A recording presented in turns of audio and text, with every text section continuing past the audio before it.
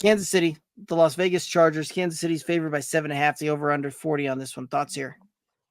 I'm taking Kansas City because I don't think Justin um, Herbert's going to play. Yeah. So I like the fact that we locked it in here. Again, I don't think Herbert's going to play, and if the Chargers are having to play catch up, that is not their game, right? That is not how they want to play football. That is not where they're best at playing football.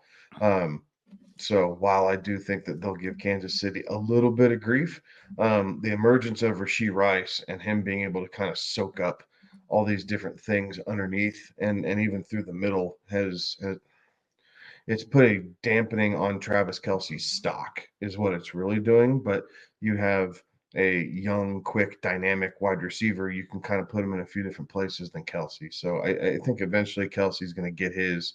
I just I'm not sure if it's going to be this week necessarily, but with Derwin James being out, that's entirely possible.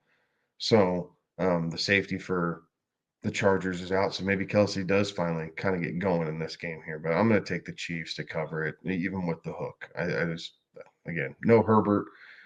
I don't trust Heineke to be able to go in and win a game against the two-time defending Super Bowl champions.